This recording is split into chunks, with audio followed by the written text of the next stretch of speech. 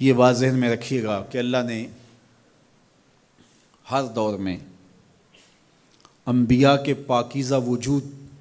اور اولیاء صلحاء کے پاکیزہ وجود پیدا کیے، لوگوں کی ہدایت کے لیے، لوگوں کی رہنمائی کے لیے۔ ہر زمانے میں مختلف لوگ اللہ کے برگزیدہ بندے، اس کے مقرب بندے، اس کے قرب سے فیضیاب ہو کے مخلوق کو فائدہ پہنچاتے رہے۔ ایسا بھی ہوتا ہے کہ ایک چیز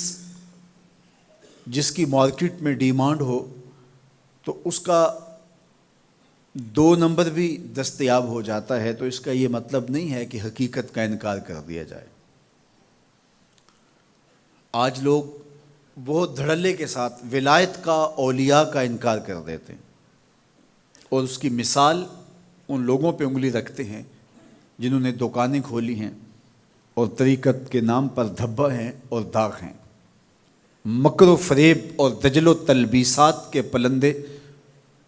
اور لوگوں کے جذبات سے کھیلنے والے اور لوگوں کے عقیدتوں کو سمیٹ کر کے اس کا دھندا کرنے والے لوگ اگرچہ موجود ہیں اور ہر دور میں موجود رہے ہیں، تو اس کا یہ مطلب نہیں ہے کہ حقیقت مفقود ہے۔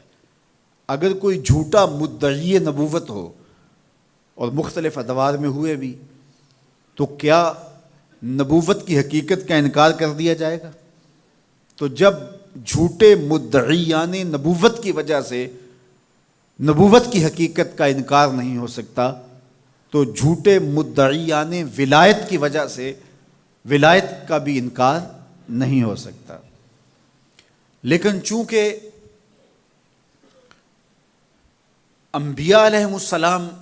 کا پاکیزہ وجود مختلف ادوار میں لوگوں کی ہدایت کا ذریعہ اور سرچشمہ اور سبب رہا،